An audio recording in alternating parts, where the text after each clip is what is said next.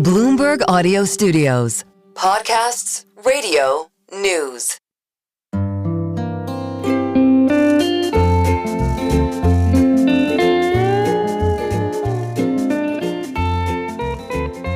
Hello and welcome to another episode of the Odd Lots podcast. I'm Joe Weisenthal. And I'm Tracy Alloway. Tracy, you know I can never get enough talking about late90s.com stuff. I know. You're just gifting episodes to yourself at this point. But that's fine. I'm into it. That's always been the case. And for all the years we've done this podcast, I've made that comment here and there. But, you know, recently it has a particular salience because people are trying to understand AI. We had that conversation down in D.C. several weeks ago with Blair Levin, talking about some of the similarities and dissimilarities between AI and telecoms. So at least we have an excuse for these conversations. There is definitely a news peg. I'm looking at a chart of Supermicro right now. Oh, yeah. They just put out results that I guess were disappointing because the shares are down about 20%. We're recording this on April 30th at 10:04 a.m. And Joe, can I just say, we can Please. labor this intro as much as you want about like similarities with the early 2000s tech bubble, but I'm just excited to speak to your old boss. That's all I want to get out of this conversation, just Joe stories. Okay, that's fine. So this is an episode that I've wanted to make happen for a very, very long time, and the timing is suddenly working out. I don't even know what we're really going to talk about, but we'll have a good conversation. Yes, we are speaking to my old boss, so a couple of major caveats or disclaimers, etc. I owe this guest a huge chunk for my own career and the success and the good fortune that I've had in my career. We're going to be speaking, of course, to Henry Blodget. He's the editor of a new publication called Regenerator, which is going to be focused on innovation and business and news and tech and stuff like that. Of course, the connection to me is that he is the founder of Insider. When I joined, I think it was called Silicon Alley Insider. Oh, that's a blast from And then the past. Business Insider, and then Insider. I'm not exactly sure what the final iteration of the name was. And of course, prior to that, several years earlier, he had been a tech analyst at Merrill Lynch, one of the most famous analysts of the sort of tech sector. And of course, have to acknowledge the second caveat or disclaimer here, which was he was famously or infamously prevented afterwards from working on Wall Street. Have to mention that. Maybe it'll come up. But with all of this throat clearing out of the way, Henry, thrilled to have you on the podcast, finally. This is a little weird. I'm actually a little nervous. If I'm being totally honest, I don't usually get anxious ever in any setting anymore. I'm a little anxious talking to my old boss. Well, it is great to be here. It's a privilege. You guys do an amazing job. And I would say the student has become the master. No, but for real, thank you so much for coming on Odd Lots. Really excited. I'm trying to think. Oh, this is very sweet. I know. No, I'm like actually a little bit like verklempt. I'll ask a question. Yeah, Can I Tracy ask a can ask the question? first question while I collect myself. How did you find Joe? Oh, I wonder if he remembers. I was aware of Joe at another publication. Yeah. I can't remember what it was. Paid content. And I can't remember whether I hired Joe or Julie Hansen hired Joe or somebody else, but there he was. And we were in an environment where I was surrounded by a newsroom full of very eager, excited folks. And again and again and again, the one who differentiated himself by his incredible fascination with and mastery of all things and his ability to write with an internet metabolism, which is somewhere between talk radio and magazines, whereas a lot of other folks wanted to come in and basically recreate the New Yorker. And so we spotted your talent very fast, and then your career took off like a rocket ship, and we were lucky to have you as long as we did. I like the idea of people just not finding Joe, but just being aware of Joe. It's sort of like the Mr. Bean intro where you just fall out of the sky. Like Joe's just there, and everyone kind of became aware of it. So there's actually a very elegant connection to all of this, which was the first time we met was during, it was like probably Tech Week in New York. And we met at a party at Gracie Mansion when Michael Bloomberg was the mayor. And now we're here at Bloomberg. And so we met. I was at Paid Content. I was covering earnings. You guys at Silicon Alley were covering earnings and so forth. And we chatted. And then several months later, I joined. All right. Enough about all this personal stuff. No, I'm going to have more questions, but go on. I love talking about the late 90s. And we'll get small picture, but big picture. When you look at this incredible enthusiasm for AI, and it's sort of cooled off, obviously, in the market over the last several months. But from a business perspective, it's tons and tons of AI interest. What reminds you of the late 90s, whether it's telecom or just .com, and what feels dissimilar to you? Well, stepping back, if you look at AI as a sector, that is very reminiscent of what happened in the late 90s, where in the mid 90s, the internet came along. Everybody knew it was going to be huge. Yeah. There was suddenly a huge scrum of investment capital attracted to it. We had this experimentation for 5 years where a lot of people were making money hand over fist. Then we went through a devastating crash, which is normally the pattern here. The same thing is happening within the AI sector. But I should step back and say, just to check, I looked at the broader tech sector. Mm-hmm. And we are categorically not in a tech bubble right now. You look at the big Magnificent Seven, whatever you want to call them, they are trading at high, but arguably reasonable earnings multiples. And that was the case, say, 6 months ago, too, before we had some of higher this multiples, but still 30 times earnings or 35 times earnings for Nvidia, which is the big AI stock or the most direct way to play it. But yes, if you look in the private markets, and this is one thing that's very different, is all of this is happening in the private market now. So we don't have a very good view of the financials of these companies. But all you need is like a PhD and a white paper, and you're getting like $500 million valuations for these startups. That's right. Yes, it's extraordinary. And I think one thing to look at to sort of check the sanity of it is let's look at the biggest one, OpenAI. Okay. They just did a huge round where they raised $40 billion at a $300 billion valuation. 6 months to 12 months earlier, investors were being declared absolutely insane for investing at 100 billion and 150. And now here we are at 300. And so what does that mean? Is it clearly insanity? Well, if you look at OpenAI's fundamental business, based on what we know, which is, again, very secondhand and so forth, they are doing something like $12 billion of revenue this year. Now, stepping back, that is an incredible number for a company that is 5 years old. Right. This company is growing at a faster rate than pretty much any company in history. And if you look at one of the financing models from a year ago at $150 billion valuation, apparently the projection was that they would do $100 billion of revenue in 2029.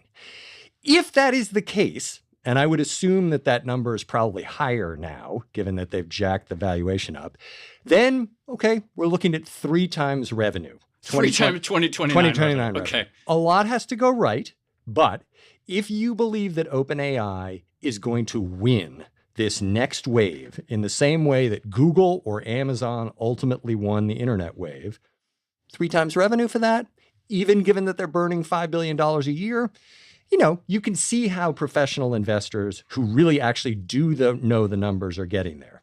So I would just say, if you look at that, that is probably the justification. And then the other thing that people forget, or at least I don't hear when I hear this discussed, is that most professional investors are investing in preferred stock. Mm-hmm. That's very different than public markets where we're buying common, because you have downside protection. Basically, for SoftBank and the others who just invested in OpenAI at $300 billion, to lose money, OpenAI has to be liquidated at less than $40 billion. Otherwise, they get all their money back off the top, and they may even have provisions in the deal that give them a ratchet on top of that give them a return. So it's very hard to really know what's going on. But that's the thing. So stepping back again, you look at that and you say, whoa, based on today's numbers, that is a fantastical valuation. But this is probably what investors are looking at. Now, another point that Brad Gerstner and others have made about this is, if you look back in the 1990s, what happened with internet companies, we had the premier companies like Amazon and Yahoo had these phenomenal valuations. And then there were all of the secondary companies that looked similar, did the same thing, were in the same market. And a lot of investors who missed the big ones came roaring in and said, I got to get into Lycos or Excite or InfoSeek or CD Now. They're cheaper than Amazon. I will just say that pretty much all of those companies went to zero.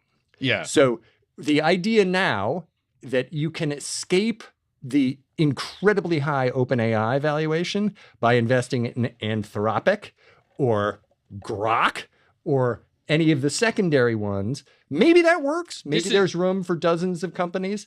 But if past is prologue here, there's going to be one winner, and that's the last thing I'll say is, by the way, it might not be OpenAI. Right. Because if you look at the big winners of the 1990s, Yahoo, which you would have looked thought like Yahoo would be in 1990. Yeah. And they got creamed by Google, which came in during the crash. Yeah. Amazon almost went bankrupt. You did not have to buy it in the late 1990s, although I did. And then we wrote it down 90-something%. It almost went bankrupt. And then finally, 7 years later, it went to the moon. But these things play out. I do think we'll have the same sort of pattern in this sector, that at some point we'll hit a peak, everything will crater, everyone will pile on and say, oh, see how stupid everybody was. And then a few companies will go on and make all of the money that was lost worth it for the folks who are in the winners. I'll just say two things. Having worked at actually two venture-backed startups, Paid Content, which did sell for a little bit to The Guardian, and also Insider, I'm very intimately familiar with the concept of preferred stock versus common stock and how that gets treated in an acquisition. And one thing, Tracy, that I always liked working with Henry, he actually knows numbers and remembers these details, which I appreciate in these conversations. Yeah, I can tell. Okay, Henry, you just went through all the AI stuff, so I'm just going to ask you, what's your favorite memory of Joe at Business No, come on, stop. Okay. I won't. Okay, on AI, it strikes me that one of the big parallels, and you just touched on it there, but it's the narrative, right? And it's the idea that AI is going to change the world. Back in the 90s, we had the internet's going to change the world, which was true. It was true that the internet changed the world, just potentially not in the way analysts had been forecasting at that time. Talk to us about, I guess, the story that is being built around AI. And as a former Wall Street analyst, I imagine you are very, very familiar with the importance of narratives/stories in pitching some of these investment ideas. Yes. I think that if you look at the idea behind what's happening with AI, it's a revolutionary new technology that will smash into the economy and have major changes. And one of the theories that sounds right to me, certainly based on the internet and other technologies that have come in, is that the economy will now adapt, and there will be three kinds of companies. There will be traditional companies that refuse to use AI and ultimately lose their competitive advantage, or maybe they are in a business that has nothing to do with AI, maybe paint or something like that, so it doesn't matter.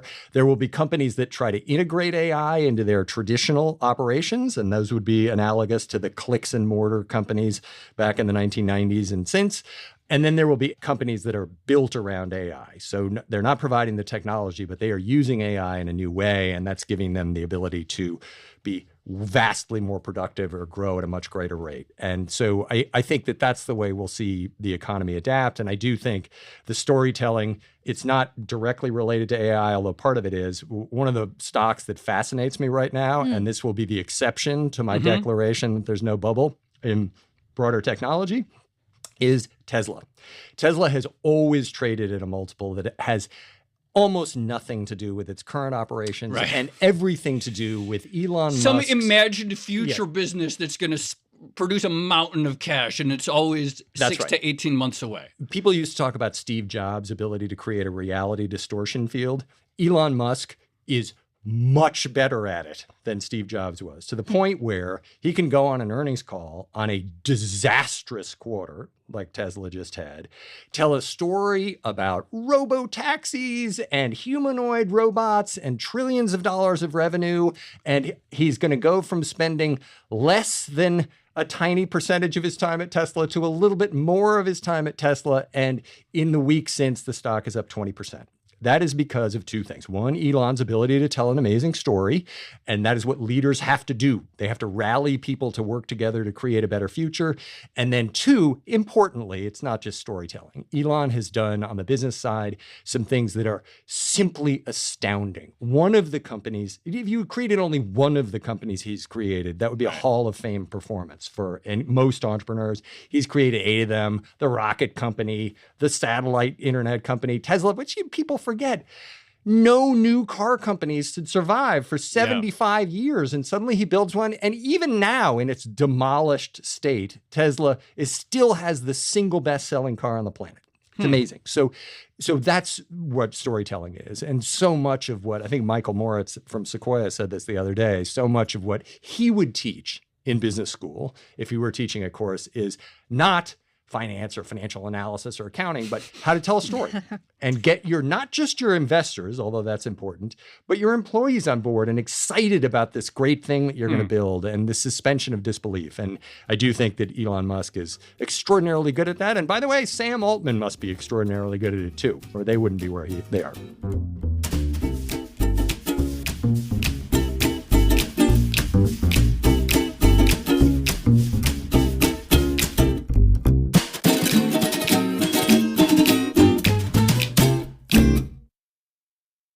Going back to the late 90s, or I guess the early 2000s, obviously we remember AOL Time Warner is the deal that we associate with a peak of euphoria.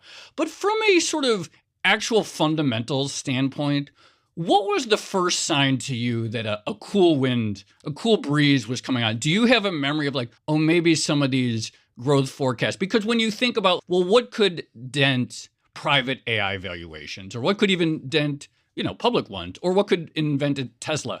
Was there a moment that's it's not quite living up to what I thought in terms of some of the numbers, et cetera? Yes, definitely. But I should also say this benefits from the 2020 hindsight. Sure. Which is one of the features of these periods of market history. And if you look at all of them, you go back to tulips, or you look at the 1920s, or the PC bubble in the early 1960s or 70s, I think, or 80s, they all share these features. And one of the things that I remember very clearly about the 1990s is pretty much every year, you had a deafening chorus of people saying, this is lunacy, it's just a bubble, it's crazy, it's a fad. And every year there was a pullback of 20 to 30% where everybody freaked out, and you had enormous numbers of stories written saying, see, everyone was a moron, they were all insane, and it's over now. And then I like how Henry talks in Business Insider headlines. We would then roar off to new highs, and then the same thing would happen the next year. So if any one of those had led to the crash, we would all look back and say, see, that was the thing. And I will say that the other thing you find in these bubble periods is that there are two kinds of people. There are the people who think that the world is forever different and all the old valuation metrics can be discarded because it's different this time and so forth. And then there are the people who think, no, we are in a bubble, but I'm going to ride the bubble right to the end, and then I'm going to get off right at the top a little before smarter than everybody else crashes. So I would say that by 1998, and I wrote a lot about this at the time, I was very much in the we are in a bubble camp, but I was also in the camp of the internet's a profound technology that's going to radically change things and create very huge companies. So my investment recommendation early on at Merrill Lynch was, hey, but if you're by the way, don't touch these things if you're not incredibly risk tolerant, because there's just way too much risk.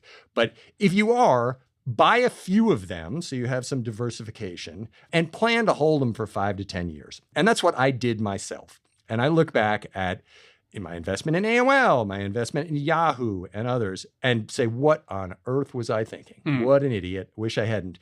Fortunately, my investment in Amazon, despite almost going to zero, that actually over 10 years, it paid all back. So that is the way to do it. And, no public investors are investing in AI now, but if you were going to, I think that's sound. And I would even tighten the screen tighter, which is only invest in the best ones, because everybody else is going to be toast. But with that big preamble, what was the moment?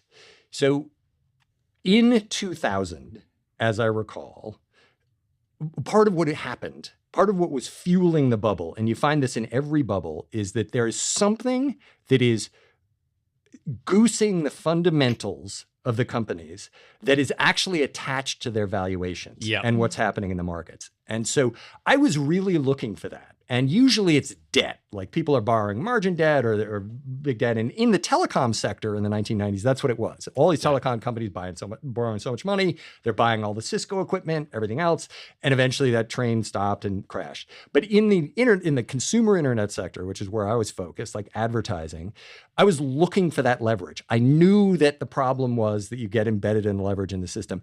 And in the summer of 2000, it started to break down, but I still didn't see what it was. And you know what it was?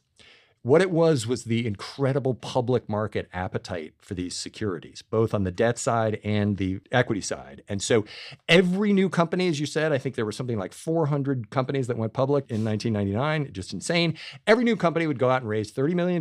They would immediately spend $5 million on a portal deal with Yahoo. And they'd spend $5 million on Sun Microsystems servers. And they'd spend $5 million on Oracle and so forth. And they were all losing huge amounts of money. So what was actually happening was, even though they weren't borrowing money, they were getting money from the public markets and they were turning it into actual spending. Which so was if I were an investor in an IPO, that was turned into revenue for Yahoo. And that flattered Yahoo's revenue. Exactly. And then meantime, you had this narrative that had been going on for years, not a week, but years, where all of the old economy companies and their management teams were getting totally shamed by resisting the internet. Meanwhile, Amazon puts up these extraordinary numbers every quarter. It's not, Barnes & Noble is not going to kill them. In fact, they're going to kill Barnes & Noble. That started to become clear. So you have panic in the traditional economy saying, the train is leaving the station, and if I don't get on that train or run after it, I'm going to get fired. So even all those guys started competing for the Yahoo deals and others. And so you had this tremendous creation of fundamental revenue. And then when the IPO market closed and the debt markets start to close, suddenly the tap got cut off. And within 9 months, Yahoo, one of the best stocks in my sector, dropped, I think, 93% because all of its revenue disappeared. It's so fascinating. And so that was the leverage. And so something will be happening here that's like that. And maybe a lot of companies are panic spending on AI because they don't want to look like they're behind the times. Maybe a lot of consumers are trying AI and they're not going to actually figure out how to use it in a way that's profitable. So there may be a lot of leverage getting built into the system. And by the way, the very obvious one is we have this theory right now that OpenAI, it's all about just building bigger clusters and spending more on CapEx. And Microsoft, now they're all spending $80 billion a year on CapEx. We may have another DeepSeek moment where it's suddenly like, oh, wait, we can do it with a little software. We don't need to spend all that much on the chips. And then everything's going to crash. Tracy, I've been joking that if you're an investor in a big tech company, you probably hate to see the huge amount of CapEx being spent. But the only thing worse would be a big decrease in the amount of CapEx being spent, because that would be the actual sign that of pain to come. Yeah. Well, okay. So on this point, I mean, you touched on this earlier when you were talking about how a lot of the financing for AI right now is coming from the private markets. But it seems to me that the incestuousness in the tech industry, or maybe the circularity is a better way of putting it, this is the issue, right? And when I see some of the things going on right now, like, for instance, hedge funds loaning CoreWeave based on GPUs, that's it. Or Nvidia investing in CoreWeave so that they could buy Nvidia chips, stuff like that. Yeah.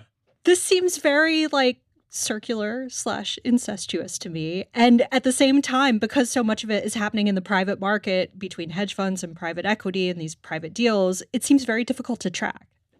That's right. And that is absolutely happening. We're seeing it. And then the other thing that I think people aren't talking about, and I said it earlier, I said, oh, Nvidia, my goodness, it's one of the pure play way to play AI. It's only trading at 30, 35 times earnings. That's reasonable. Okay. But that's reasonable based on Nvidia having monopoly power, being the only source of these chips, just selling an extraordinary number of them over the last year or two or three. And what happens if demand for those chips drop, or China vaults past us in chips? Suddenly we don't need them anymore. There's a better way to make AI other than buying so many chips. Then their earnings are going to crash. And maybe Nvidia is actually trading at 200 times next year's earnings. We don't know yet.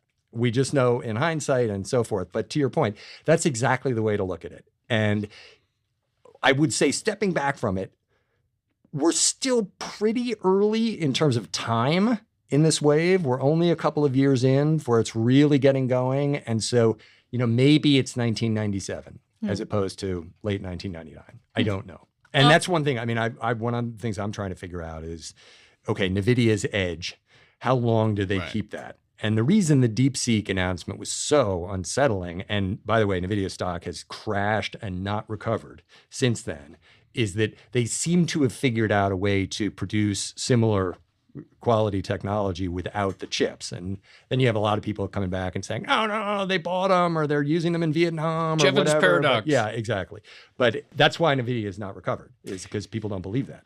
Yeah. And of course, now people are also talking about Huawei getting significantly better and that their chips could be close, maybe one generation behind. So the prospect of further DeepSeek moments, so to speak, is certainly out there. And of course, that could also threaten OpenAI's valuation, just given how much, I mean, DeepSeek is open source, and whether you can actually monetize that AI edge that they have, presuming they still have an AI edge.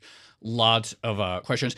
I'm going to throw a different curveball into the conversation. So you mentioned Elon, mentioned Amazon. Jeff Bezos was an investor in Insider, correctly. I don't know if you ever talk to those guys anymore or whatever. Elon, obviously the most public face of tech's, warming towards Trump. And Bezos, to some extent, he was at the inauguration too. I've asked this question to others and I still don't.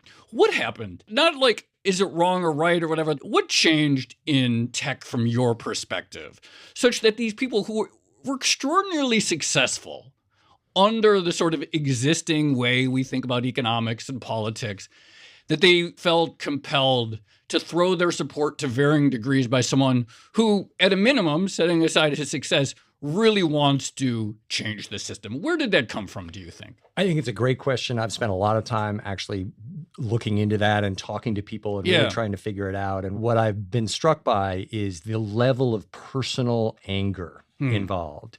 Even after the election, after President Trump won, there were what I would describe as victory laps taken by some very powerful and influential folks in Silicon Valley. And even then, you could just hear the seething anger and desire for payback. And I think it's a few things. One, I do think the Biden administration did not do a good job of making the technology industry writ large. And again, this is one of the United States' most powerful, successful industries. We have led the world, not feel even a little bit appreciated. In fact, the whole anti-billionaire rhetoric where we got to get the pitchforks and so forth, it's all bad. Biden administration, you really need to diss Tesla back then and Elon Musk when he was clearly waffling at that point. Well, and also when we're in a period of, we are saying that EVs are an existential part of America's and not even invited to the strategy. conference or what it was. So I think that was part of it. I do think for lack of a better way to describe it, the woke wave and Silicon Valley companies feeling like there were attempted takeovers by the employees over the CEOs. I think there's a clapback effect there.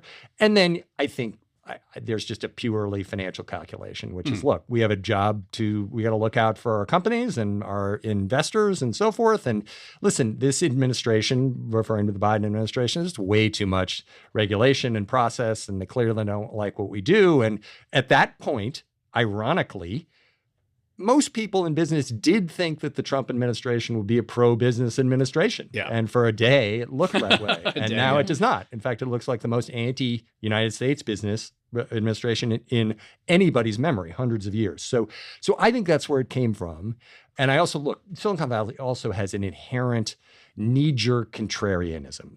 And I think that was at play also, too. It's like, oh, everybody thinks something, then why are they wrong? And what's the other way of doing it? But I also do think it is shifting back now. Not to the point where anybody who supported President Trump publicly or campaigned for him or whatever is recanting. In fact, when that comes up, it's always, oh, and look at the alternative. This universe is so much better. But I will say, they're saying it a little bit less enthusiastically than they were a month ago. A little less loudly, I guess. Yes. And I'm starting to hear well, maybe the tariffs, maybe it was good that we're highlighting the problems with China, but it's an expensive media campaign. Could there have been a better way to do it? Could you have actually had a long-term plan, and could you have phased it in so you didn't go and punch American companies in the mouth along with consumers? Is there something behind the trade war? Because in the beginning, remember, it was all just, hey, he's negotiating, he's shooting from the hip. They're going to be on their knees in the office tomorrow morning. I don't hear that much anymore. And I think actually folks who had thought that President Trump is a, quote, free trader are actually realizing, no, actually the guy loves tariffs. You can't defend that one. He's been talking about tariffs for 40 years. You can't defend. He loves tariffs. And so I do hear that, and I do hear fears that the longer this lasts, it might have really lasting impact. And so I think it's coming around. So I assume you're still connected to a bunch of startups and founders, and you're working on your own new thing right now. What's the funding environment like at the moment? Are you seeing that uncertainty around policy start to feed into funding for, things that potentially are not at all directly related to manufacturing or tariffs? I don't know what's happened in the last month in the venture market, especially the second year for Series A and so forth. My guess is the early investing is pretty much fine as long as the capital is there. A company that has a small valuation, that's probably there. But usually where you see it is in Series A, Series B, Series C, because venture capitalists are very tied to the exits. One of the real problems in venture capital for the last really 5-10 years, it's been the IPO market has been so sclerotic. Right. You have to be a colossal company. And so that's why a lot of companies have looked for exits. But I will say that one of the big problems with waging a trade war this way, where literally overnight you decouple two economies that are deeply interlinked, is that it is impossible for companies to plan. Yeah. And Apple is a very good example. They spent decades building a world-class global supply chain that benefited the entire world, including the United States. Consumers, we get these amazing iPhones for the price we get them for. And to effectively say, guys, you got to put that supply chain on a ship and get it to Texas by tomorrow morning is just not going to happen. Right. And so Apple is doing what any intelligent company would do, which is saying, look, I do think that there's going to be this long-term pressure to decouple from China. We need to diversify a little bit for a lot of reasons. So what do? Do they move production for the United States back to the United States? They do not. They move to India, which someone will spike the football and say, that's exactly what we wanted to happen. India's a friend. China's an enemy. I will appall most of Odd Lot's listeners by saying that I actually do not believe that China is an enemy. And I liked the fact I don't know if that's falling down our listeners. I actually liked the fact that our economies were super integrated. And yes, the trade relationship is unfair. And yes, there are a lot of things that America and the allies it used to have could have done to bring China to the table and make it fair and open up the markets. But United States companies did a hell of a lot of business in China and still do. And that is now at risk, along with our metals and everything else. And by the way, again, I understand from a political perspective the virtue of having an enemy. It's very easy. We'll divide the world. It's us versus them. Yeah. But the more we are enemies, to me, the more risk we're eventually going to actually end up in a real war, not just that. I like the interlinkedness. We live in a globalized, integrated economy. I think imagining that the United States can suddenly just decouple itself and we're thrilled. I think what's going to happen is the rest of the world's going to knit together and go on without us. And so even going back to the premise for the trade war, I have issues. Just to be clear, I don't think there is no Odd Lots house view on anything, let alone our listeners. I think if there is something closed, it's actually quite a bit of. Well, what I will say is, and if Odd Lots, if we think the same way, that's terrific. Yeah. What I hear when I talk to some of my friends who are really plugged in is, oh my God, listen, you are the most naive human in America. How can you not understand that this is not a gladiatorial fight to the death and China is our enemy and we must sock it to them? I just simply do not That's see it that interesting, way. 'cause World trade is a cooperative activity. Yeah. It's like a potluck dinner. This is a good. So I would say if there's something close to a house view, which there is no house view, it's a certain admiration, high level of admiration for what's been accomplished technologically in China and economically over the last several decades, and not a gladiatorial sense, but there are areas where it creates risk. But I do get the impression, especially in DC, that this idea of U.S. versus China has got to be the most bipartisan view that there is in the world. You would say in your circles and tech and media, that's shared, that view. Absolutely. And Ezra Klein and Tom Friedman of the New York Times have a great podcast about this. Tom Friedman's written about this. And another guy who's very outspoken from the Silicon Valley community about it is Bill Gurley, formerly of Benchmark, who basically say this idea that we're going to beat China in AI and we're going to, quote, win the AI war. It's crazy. It's not going to happen. And that's the real message from DeepSeek. And here we have all of this plotting, like how can we keep the Nvidia chips away from China? Yeah. We got to maintain our advantage and so forth. Meanwhile, all these companies suddenly appear in Vietnam and everywhere else that, lo and behold, have huge data centers filled with Nvidia chips that anybody can use and so forth. And we've got to now agree we're going to send them the less powerful chips, although even President Trump's now thrown that out, costing Nvidia investors $5 billion a year. I just think, again, the more integrated our economies are, the better. I do think the best way to approach the China imbalances, and they are real, would have been to get together with Europe and a lot of other countries in Asia and say, hey, guys, we love working with you, but you got to change a few things. You got to open the markets a little bit and so forth. And I think one thing I hope that everybody in Washington, and I think Wall Street tends to have a much more clear-eyed view of it, is, listen, China is going to be much bigger and more powerful than the United States. They are. That's okay. We blew past Europe 75 years ago. You know what? People still live in Europe. They still have culture. They have good lives. They have good jobs. And you know what? We're not fighting them. They're not fighting us because we got more powerful. So I think the United States has got to get over this idea that we rule the world forever and we got to keep down China. China, I mean, look at it as a human being. 25 years ago, poverty in China was appalling for hundreds of millions of people. And they have now moved out of poverty. It's an extraordinary accomplishment. That is a good thing, Yeah. not a bad thing. It's a good thing. And the richer countries get, the less likely they are to defend themselves with missiles and so forth. So I just think we should step back and look at this idea that's been created, and as you say, extraordinarily bipartisan in DC in particular, that China is going to be our enemy forever. We got to beat them. We're not going to beat them. It's not going to happen, but we can still take care of our own security, build amazing companies, get richer, have a remarkable country, and coexist and work with China. That's my view. And you can tell me. I like it. Most naive guy. I like it. I like it.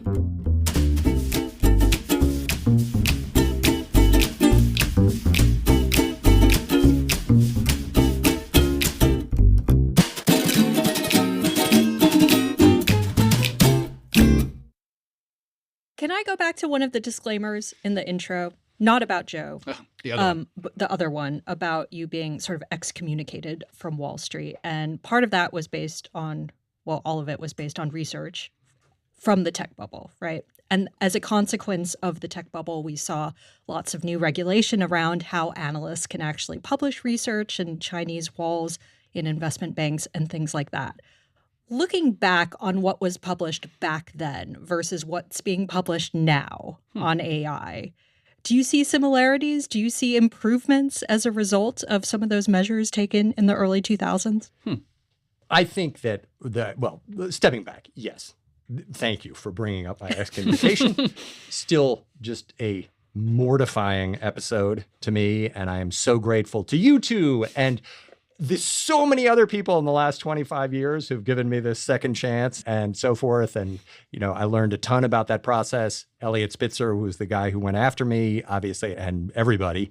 We had our own thing afterwards, and suddenly he had his own troubles. And then I was on his show and he was on my show, and life goes on. We even had lunch together at one point. So life goes on, but a very much learning experience. And by the way, because we talked about bubbles earlier, that is the final feature of these episodes. And John Kenneth Galbraith has written about this, where there's a huge backlash against the folks who were sort of held up as being the geniuses and doing really well. And that's how the society moves on and so forth. So anyway, I wish I hadn't been in the middle of that, but I was, and so forth. And it's too bad because I love Wall Street. But anyway, you look at research. I'll tell you what I think the biggest thing that has been lost that sucks, and it's not actually research. It's the fact that we don't have an IPO market anymore. And my view at the time and now is that the more opportunities investors have, the better. And early stage tech IPOs are highly risky. Most of them end up going out of business. People lose their shirts and so forth. But I don't think that necessarily the job of the public market is to make it impossible for investors to lose their shirts. I think actually it is to create a range of options. We had this amazing, the public markets in the 1990s were terrific. You could raise a lot of money and so forth.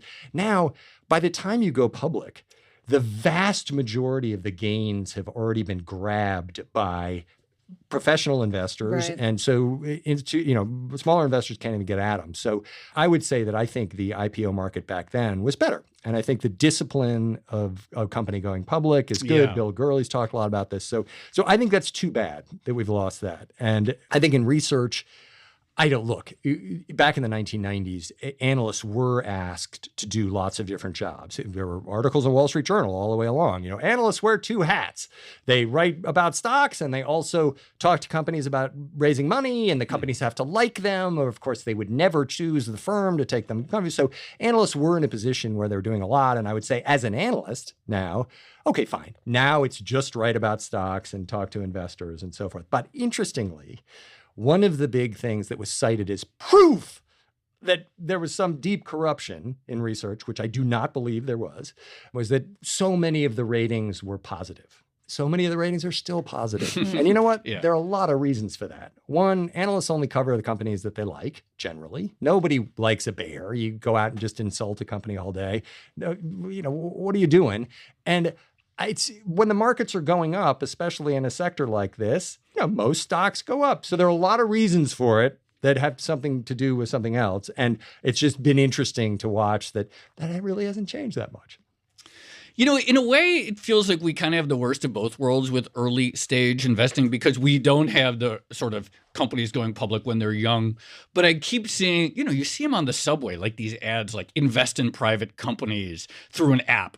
And it's like, you're not getting any information. You have no idea what valuations you're getting at. And so they're finding these ways to suck in retail money because they're attracted to these ideas of, or buy SpaceX on the secondary market with no 10Qs or anything.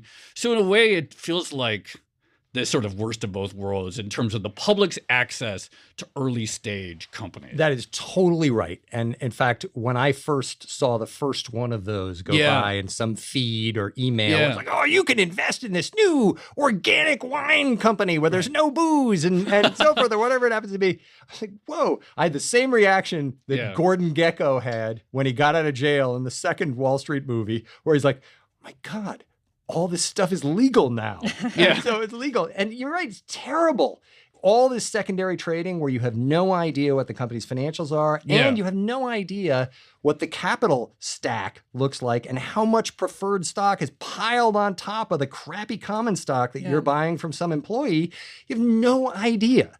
So yes, I think we're much better off in the world where it's just out there. And by the way, 95% of investors shouldn't go anywhere near early stage tech IPOs ever, no matter how much money your friends are making. But there's a difference. Hard. Yeah, it's hard. But there's a difference between having a choice like that and just preventing it. And unfortunately, that's where we are. And I just don't think it's the financing pipes have rerouted. Companies are getting money. That's great. But I think having a little bit more ability to go public earlier would be great. there's so much we could talk about, and we haven't talked at all about the media business, in part because, like, I don't know, it's a little navel gazing, et cetera. We could take that in a million different directions. But I just have a simple question. Could you start a Business Insider today? So Business Insider, I think, started 2006 or 2000, it was Alley Insider. Now it's 2025. What's different today that you could or you couldn't make that bet?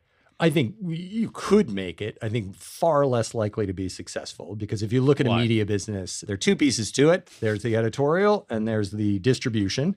And really what the internet did, and what enabled some new companies, for a while, a lot of new companies, but some new companies to grab hold in a way that would have been much more difficult before, is distribution got completely blown up. Yeah. You look at newspapers, you look at cable, you look at all these different legacy media businesses, they were all protected by the technology of the time. The internet blew all of that up. Yeah. And very importantly, it created 8 hours during the workday where you were between the morning newspaper and the TV evening news, where lots of cool things were happening. Hey, you want to know what's happening? And suddenly you have on your desktop Business Insider and Silicon Alley Insider is telling what's going on. And by the way, you have 432 websites that are reporting different things. It's very convenient to have it all brought into one place for you. Especially if it's adding analysis. It's like having a TV host, or it's like having you guys, but at your convenience on a website. So we early on had a lot of people addicted to that. You couldn't build that today because the web has been completely deprecated in terms of its influence. Yeah. Everything has moved to apps. We're much more in a world where the media distribution looks much more like what it did in the TV and paper days, where it's controlled distribution, shelf space matters. You don't have very much. And so now the big new companies that are being built with direct distribution, like email and app and so forth. And that's how my own media consumption has shifted. Yeah. I was a huge diehard web guy. Yeah, me too. And now it's just with the paywall situation, which is brutal. Like, you've got to sign into every site on every platform. It's infuriating. It's much easier to just go to the app. So things have changed. So the original model for Business Insider would not have worked. I do hope new models work. And Business Insider's doing very well. So proud of them. Very hard to come through this period and survive. And we are. By the way, Tracy, when I was hired at Business Insider, the name of the vertical that I originally worked for, I've been going 50 minutes without saying it. There's the name that shall not go mentioned, clusterstock.com. This is how I used to link to your work. I wrote for Joe Weisenthal at Clusterstock. Henry Blodget, thank you so much for coming on Odd Lots. Could talk for a long time. Very exciting. Let me just add one more. Yeah. This goes back. Great. And this is like a little special bonus. Yeah, okay. Tracy asked about this. Oh, yes, please. Oh, no. Like, what is it about Joe Weisenthal? What is it? So I'll tell you, it's two things. One, Tracy,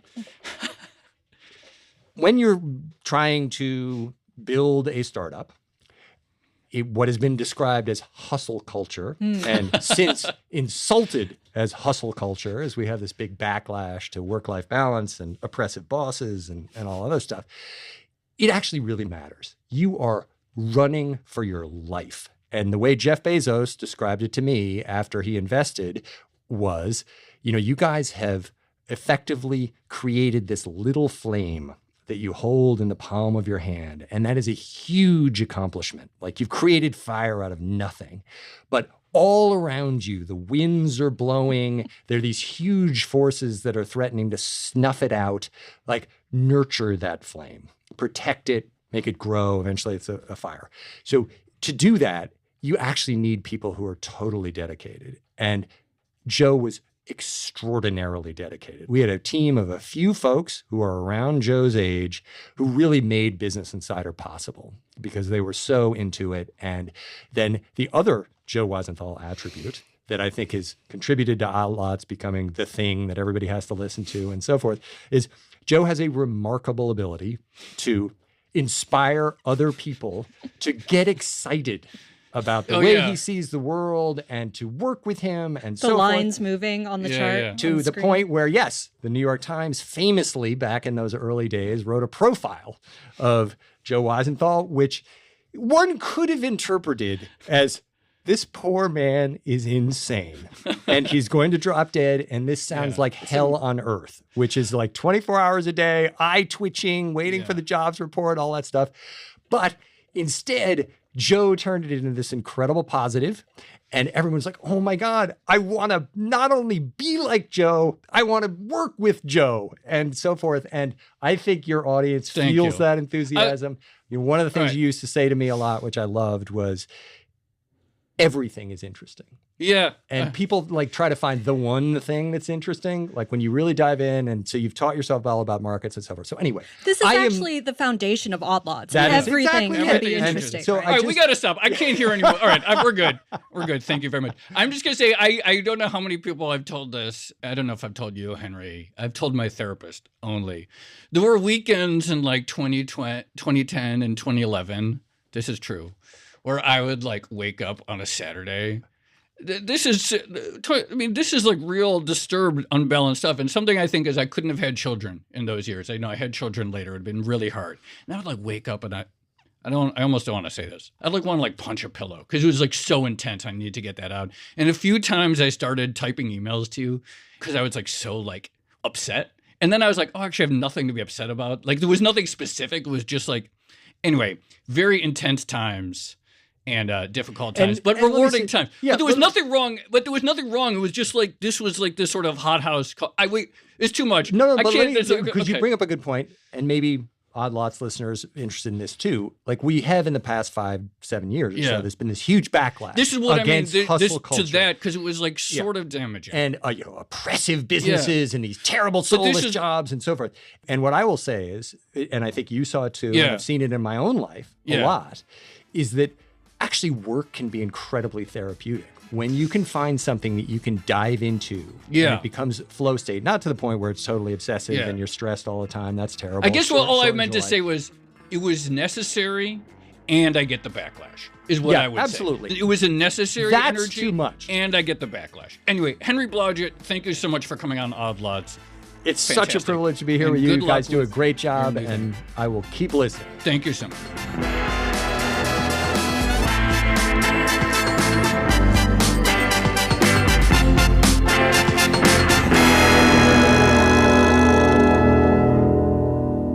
Tracy, I'm sort of like a little emotionally rattled after that episode in a way I usually don't get after recording our typical podcast, I have to admit. Do you think you impressed your old boss? I think you did. I think so. I think he's proud. I think yes. Do I still have this really intense like memories of like trying to surpass traffic goals and things like that from those years? Absolutely. And I think that sits in my mind still today when I look at like podcast download numbers or the Apple business charts and stuff like that. Yeah. And also, I mean, I take the point that if you're a startup, you're running towards a proverbial finish line that actually never really comes. And so there's a sense of urgency. But it's working at that was clearly unsustainable, right? It's unhealthy. Well, that's what I said. I couldn't have had children. Yeah, and it also, I was going to say it locks a certain proportion of the population out of working for that particular market, which isn't great. 100%. You know, Tracy, you mentioned that Henry sort of speaks in Business Insider headlines. And Business Insider headlines turned out to be very influential to headlines all over the place. Absolutely. And so talking to Henry, it is sort of like seeing where, to some extent, like modern media came from. I mean, there were like a handful of these, BuzzFeed was obviously another one, et cetera. Gawker, we've talked to Nick Denton. There were a handful of these like really important media brands of that era that to this day, like their own influence right now, it probably diminished, but their influence more broadly on how like, reporting, et cetera, evolved is clearly evident to this day. Well, Henry's been influential in a number of ways, right? Like not just on media, but he ended up being very influential on Wall Street as well. Yeah, absolutely. And we talked a little bit about that. You know what we should do?